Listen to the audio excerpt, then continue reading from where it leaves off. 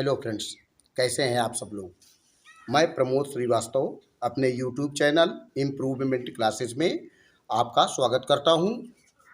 Friends, आज का जो टॉपिक है वो पुष्पी पादपों में लैंगिक जनन पर आधारित है, जो बहुत ही रोचक होने वाला है।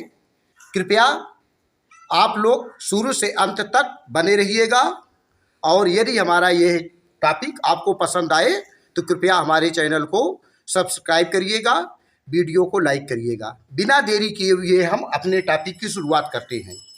फ्रेंड्स, जो पौधे होते हैं, पौधों में जो जनन की क्रिया होती है, यह जो जन्म देने की क्रिया होती है, जिसके अंतर्गत एक पौधा अपने समान लक्षण वाले दूसरे पौधे को जन्म देता है।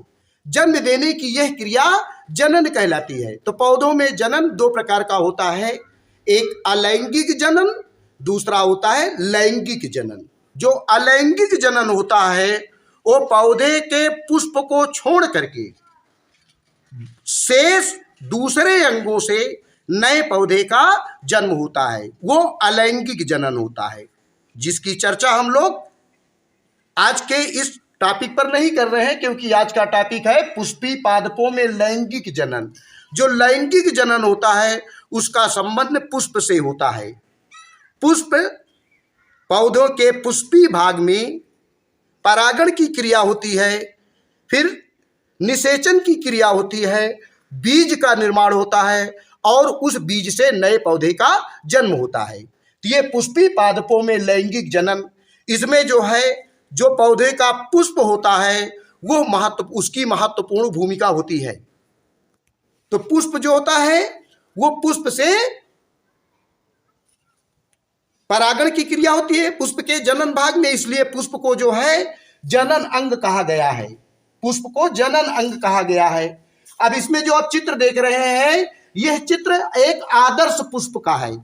आदर्श पुष्प वह पुष्प होता है जिसमें उसके पुष्प के सभी भाग, सभी जनन अंग उपस्थित होते हैं, वो होता है आदर्श पुष्प। जैसे अभी हम आपको दिखाएंगे आदर्श पुष्प क्या है, उसके बाद जो दूसरे पुष्प होते हैं साधारण पुष्प, दोनों में अंतर क्या है। फिर हम लोग चलते हैं आदर्श पुष्प। ये आदर्श पुष्प जो होता है ये पौधे का जो है जनन भाग होता है, जनन अंग भी कहलाता है। तो आदर्श पुष्प, ये पुष्प के कितने भाग होते हैं? पुष्प।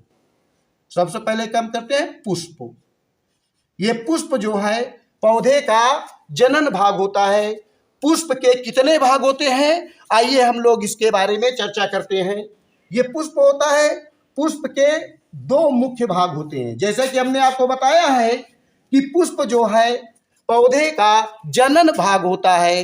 अब इसके पुष्प के कितने भाग होते हैं? पुष्प के मुख्य रूप से दो भाग होते हैं। पहला होता है आपका सहायक जनन अंग, सहायक जनन अंग,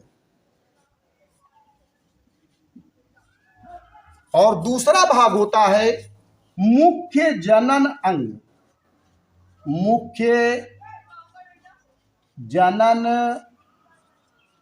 अंग। एक पुष्पी भाग होता है जिसको हम जनन अंग भी कह सकते हैं, जनन अंग। ये पुष्प जो होता है इसके जो है मुख्य दो भाग होते हैं, सहायक जनन अंग और मुख्य जनन अंग। सहायक जनन अंग के दो भाग होते हैं। पहला होता है बाह्य दल पुंज, बाह्य दल पुंज, जो इसकी इकाई होती है बाह्य दल, बाह्य दल। दूसरा होता है दल पुंज, दल पुंज, इसकी इकाई होती है दल। ये जो हो जाते हैं सहायक जनन अंग के अंतर्गत आते हैं। पुष्प, पुष्प के दो मुख्य भाग या दो मुख्य जनन अंग, सहायक जनन अंग और मुख्य जनन अंग। सहायक जनन अंग किसे कहते हैं, हम अभी इसके बारे में चर्चा करेंगे। जो जनन की क्रिया में भाग तो नहीं लेते हैं, लेकिन जनन की क्रिया में सहायक अवश्य होते हैं, उन्हें सहायक जनन अंग कहते हैं।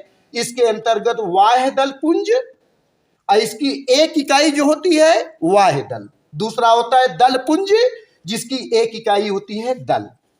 अब हम लोग चलते हैं मुख्य जनन अंग। मुख्य जनन अंग के अंतर्गत दो होता है नर जनन अंग, इसको हम पुमंग भी बोलते हैं, पुमंग।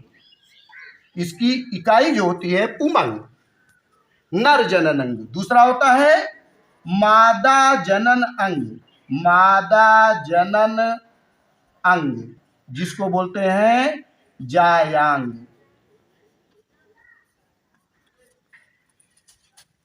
इस तरह से ये पुष्प के मुख्य भाग होते हैं। अब आइए देखते हैं ये कि यह आदर्श पुष्प है। आदर्श पुष्प वह पुष्प होता है जिस पुष्प में सहायक जनन अंग तो होते ही हैं, मुख्य जनन अंग में नर जनन अंग और मादा जनन अंग दोनों पाए जाते हैं। आदर्श पुष्प वह पुष्प होता है जिसमें नर जनन अंग और मादा जनन अंग दोनों पाए जाते हैं, इसीलिए इनको उभयलिंगी पुष्प भी कहते हैं। आदर्श पुष्प को उभयलिंगी पुष्प कहते हैं। जैसे उदाहरण के रूप में गुड़हल, सरसों, ये आदर्श पुष्प है, उभयलिंगी पुष्प है, क्योंकि इनमें नर जनन अंग और मादा जनन अंग दोनों पाए जाते हैं। लेकिन ऐसे पुष्प जिनमें नर जनन अंग या मादा जनन अंग में से कोई एक पाया जाता है, पुष्प में या तो नर जनन अंग पाया जाता है या मादा जनन अंग पाया जाता है, तो वैसे पुष्प को जो है साधारण पुष्प बोलते हैं।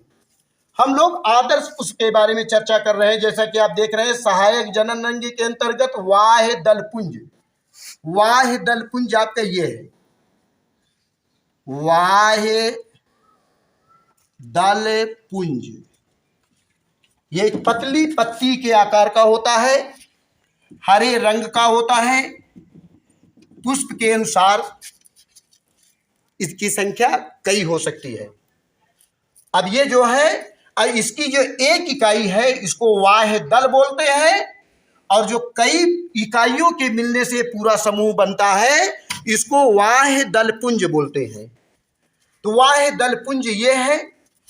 दूसरा आपका आता है दल, ये वाह दल है, वाह दल, और कई वाह दल मिलकर के एक पुष्प चक्र में कई वाह दल होते हैं, सभी वाह दलों को मिला करके वाह दल पुंज बनता है। ये वाह दल है, वाह दल, ये है आपका दल। ये दोनों सहायक जनन अंग के अंतर्गत है। ये दल, वाह दल, सहायक जनन अंग के अंतर्गत वाह दल और दल।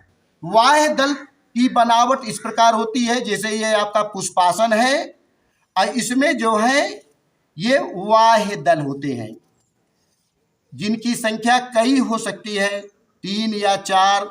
वो पौधे की प्रकृति पर निर्भर करता है कि पौधे कौन सा पौधा है, किस किस्म का पौधा है।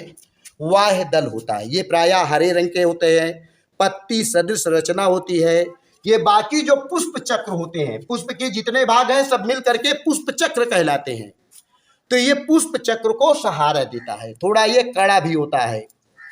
और कुछ पौधे ऐसे होते हैं इनमें फल लगने के बाद भी वाह दल उसी प्रकार बना रहता है, जैसे टमाटर, मिर्चा, बैंगन, इसमें फल बन जाने के बाद भी वाह दल उसी प्रकार बना रहता है। तो ये आपका वाह दल पुंज होता है। वाह दल, वाह दल, एक इकाई वाह दल और पूरा समुदाय मिलकर वाह दल पुंज। दूसरा होता है दल पुंज। अब दल पुंज आपका मान लिया ये आपका पुष्पासन है, इसी में ये दल पुंज है। इनकी संख्या विभिन्न पौधों में अलग अलग होती है। ये आपका दल पुंज है।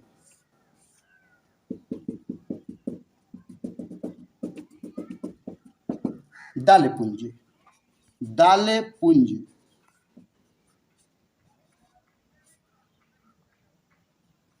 वाह दल पुंज और ये दल पुंज, पूरा समुदाय दल पुंज कहलाता है और इसकी एक इकाई दल कहलाती है। जैसा कि आपने देखा कि वाह दल पुंज का कार्य क्या है कि पुष्प को स्थिरता प्रदान करना, उसको थोड़ा कड़ा रखना जिससे पुष्प के अन्य भाग झड़ने न पाए, इनको थोड़ा सा मजबूती देना। और जो दल पुंज हैं, इनमें जो दल होता है इसकी एक इकाई, ये आकर्षक होते हैं, कई रंग के होते हैं, इनमें सुगंध पाया जाता है, इनकी पंखुड़ियाँ मुलायम होती हैं। उसका भी एक वजह है, प्रकृति ने जो इनको कई आकर्षक रंग दिए हैं, इनमें सुगंध दिया है, इनमें कुछ मुलायमपन होता है। और कुछ पुष्प ऐसे होते हैं जिनकी पंखुड़ियों में भी मकरंद पाया जाता है, मधु जिसको बोलते हैं। उसका भी एक कारण है, जिससे परागण की क्रिया में ये सहायक होते हैं, छोटे छोटे कीट पतंगों को अपनी ओर आकर्षित करते हैं और परागण की क्रिया करते हैं, जिसका हम वर्णन अगले स्टेप में बताने वाले हैं परागण विस्तार से। तो इस प्रकार से ये सहायक जननांग के अंतर्गत बाह्य दलपुंज और दलपुंज हो जाता है। अब आइए देखते हैं मुख्य जननांग के अंतर्गत नर जननांग और मादा जननांग। तो नर जननांग के अंतर्गत मुख्य इसका होता है पुमंग। पुमंग इसकी एक यूनिट होती है पुंकेसर, और दूसरा जो मादा जननांग होता है वो होता है जायांग। इसको बोलते हैं जायांग या स्त्री केसर, स्त्री केसर या जायांग, जो बीच में होता है। आइए देखते हैं मुख्य जननांग। तो मुख्य जननांग के अंतर्गत जैसे आपने देखा नर जननांग पुमंग, इसकी एक यूनिट क्या होती है पुंकेसर। पुंकेसर, और सभी पुंकेसर मिलकर के पुमंग कहलाते हैं। जैसे गुड़हल के पुष्प में अगर देखते हैं तो इसके पुंकेसरों की संख्या कई होती है। देखिए छोटे छोटे जो आपको दिखाई पड़ रहे हैं ये पुंकेसर हैं, और इसका पूरा समुदाय पुमंग कहलाता है। ये पुंकेसर हैं। इनके ऊपर देखिए आप थोड़ा सा, ये पीले रंग की एक गुंडी भी लगी हुई है जो आपका पराग कोश कहलाता है।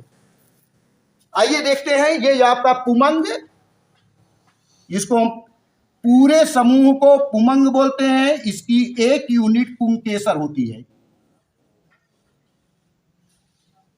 इसमें ऊपर जीरे की तरह छोटी सी गुंडी होती है जिसे हम ये पराग कोश कहते हैं। पराग कोश, पराग कोश में पराग कण होते हैं, पराग कण, ठीक है ना। और इसके बाद जो दूसरा होता है स्त्री केसर, जिसको मादा जननांग बोलते हैं, ये स्त्री केसर की रचना है। इसका जो नीचे का हिस्सा है ये फूला हुआ होता है, ये आपका स्त्री केसर होता है। जो आप इसमें रचना देख रहे हैं स्त्री केसर है। इसका जो ये फूला हुआ भाग है ये जो है आपका अंडाशय, अंडाशय, ये अंडाणु,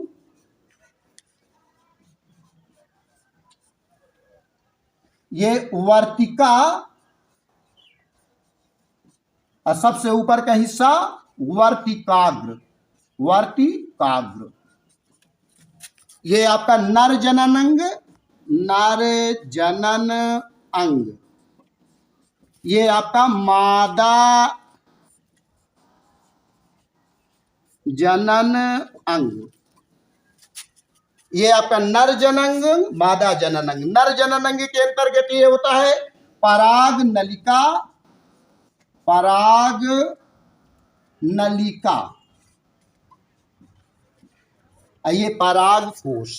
ये जो है पुष्प के इतने भाग होते हैं, जिसको हम अब डिटेल में आपको बता दिए हैं कि सहायक जननांग, मुख्य जननांग। सहायक जननांग के अंतर्गत बाह्य दलपुंज, इसकी एक यूनिट होती है बाह्य दल। दूसरा दलपुंज, इसकी एक यूनिट होती है दल। मुख्य जननांग के अंतर्गत नर जननांग, मादा जननांग। नर जननांग पुमंग या पुंकेसर, पुमंग पूरा होता है, उसकी एक यूनिट पुंकेसर होती है। पुंकेसर, पराग नलिका, ये परागकोश, परागकोश में परागकण होते हैं। दूसरा होता है मादा जननांग। मादा जननांग के 3 भाग होते हैं। सबसे नीचे का भाग जो थोड़ा सा मार्शल होता है, फूला हुआ अंडाशय, इसके अंदर अंडाणु होते हैं, वर्तिका और वर्तिकाग्र। ये जो है एक आदर्श पुष्प के इतने भाग होते हैं। अब उसके बाद अगली स्टेप जो आती है आपकी, वो परागण है, जो आप इसके आने वाले वीडियो में देखेंगे। परागण फिलहाल आपने इतना देखा। तो विद्यार्थियों, आपने ये देखा कि प्रकृति ने जो व्यवस्था किया है, उस व्यवस्था के पीछे कोई न कोई कारण अवश्य है। जैसे आपने देखा पुष्प के विभिन्न चक्र, प्रत्येक चक्र का अपना अलग अलग कार्य है। उनमें जो पुष्पों में सुगंध होता है, पुष्पों की पंखुड़ियों में मकरंद पाया जाता है, पुष्प आकर्षक रंग के होते हैं। इसके पीछे भी एक कारण है। कारण यही होता है जिससे परागण की क्रिया में कीट पतंगे इनकी ओर आकर्षित हों।